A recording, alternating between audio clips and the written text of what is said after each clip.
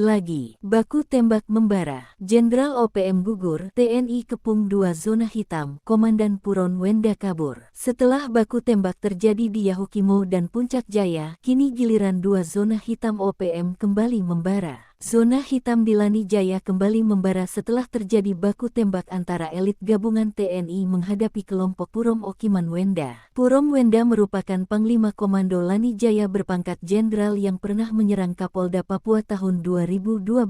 Tindakan kejahatannya di Lani Jaya membuat resah masyarakat adat Papua karena kerap memeras pejabat desa, meminta hasil bumi dan uang dana desa. Maka itu, elit TNI kemudian berangkat markas di wilayah Pegunungan Yijinua pada tanggal 6 Oktober tahun 2025.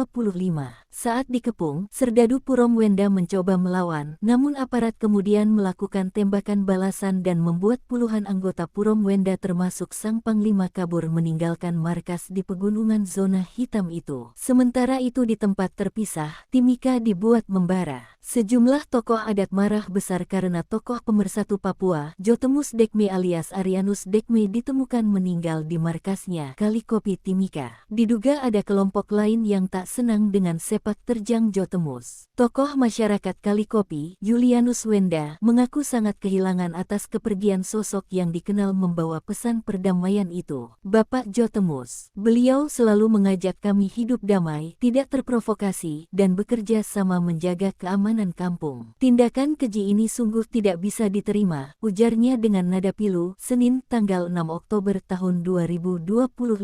Jotemus Dekme dikenal sebagai tokoh pemersatu dan penyejuk wilayah Kalikopi. Ia menjadi jembatan komunikasi antara warga, aparat, dan kelompok bersenjata, serta aktif mengajak masyarakat menjauhi kekerasan. Sementara itu, TNI tetap siaga pasca merayakan HUT ke-80 TNI, Dandim 1710 Mimika Letkol In M. Slamet Wijaya dalam HUT tersebut menegaskan, TNI lahir dari rakyat, bersama rakyat, dan berjuang demi rakyat.